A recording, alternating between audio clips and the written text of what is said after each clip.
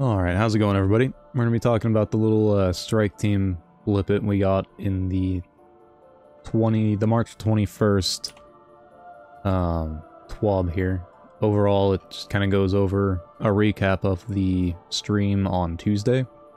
And then when you scroll down far enough, you'll see that there's a strike team update that should be coming out soon-ish.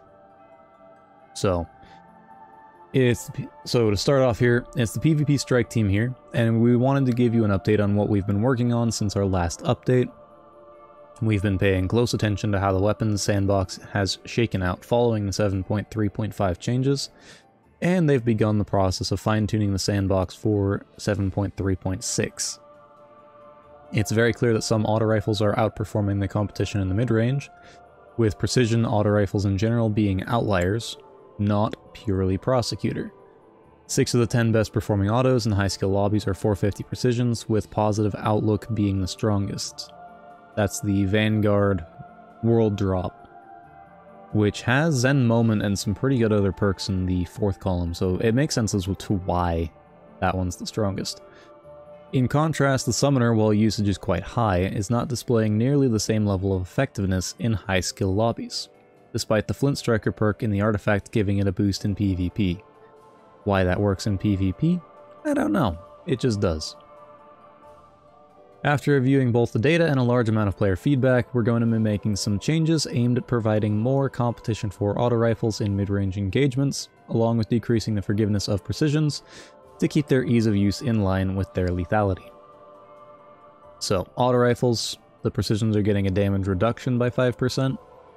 So likely gonna change their headshot requirements just a little bit. Precision, so hand cannons are actually getting changes made, which is a good thing, I think. So precisions are getting a base damage increase by 6%, which I don't think will let them 3-tap, but it might let them... they should still 2-head, 2-body. But they might make it a 3-head, 1-body. I'm not sure. No, 1-head, 3-body. Adaptives, they're increasing body shot damage by 1% and increasing crit damage by 4%. This is a change to make explosive payload actually properly 3-tap again. And then they go over pulse rifles, increase some body shot damage by 3.5% and increase crit damage by 1% for rapid fires. Lightweights, increasing body shot damage by 6% and then increasing crit damage by 3%. So that hits BXR. So I might mess around with that once we get the 7.3.6. And then adaptives, increasing body shot damage by 5% and crit by 2%. Scout rifles, rapid fires are getting a slight base increase in damage. And then exotics, or no, I guess we got bows next. Lightweights, increased base damage by 6%. And then they leave a note, Wish Ender and Lemon Arc are not affected, thankfully. Those two, if they get a buff, will become just as bad as they were before, even though they're still bows. And then as far as exotics, both Sunshot and Last Word can now 3-tap to the head again, because both of those apparently were 4-tapping, which Sunshot, in my opinion, would be okay with 4-tapping, because it has so much going on for it. Last Word, though, definitely needed that change. And then a general change that they're making is to flinch in the new sandbox, with the increased reliance on critical hits. Being flinched off target when using your primary weapons feels especially punishing, so they're taking some steps to address that issue by reducing flinch taken by all primary weapons by 15%. So that adds up on top of the 22.5% to hand cannon, so they're now dealing like 40, almost 40% less flinch than they used to. That's pretty insane. But that means that weapons like Sweet Business, with the explosive payload change, you'll be able to fight somebody with Sweet Business and probably your aim won't move.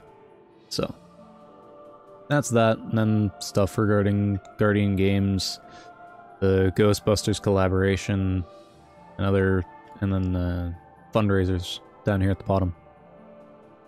And then I believe Passage of Persistence got its update to where it'll actually work, and if you don't win a match, if your first game is a loss, it won't take the flawless away from you. So That's a good thing. And then the other changes. But that's the Twab this week. Decent changes in here. I think the flinch change is going to be the one that's seen and felt the most, other than maybe the explosive payload and precision autos.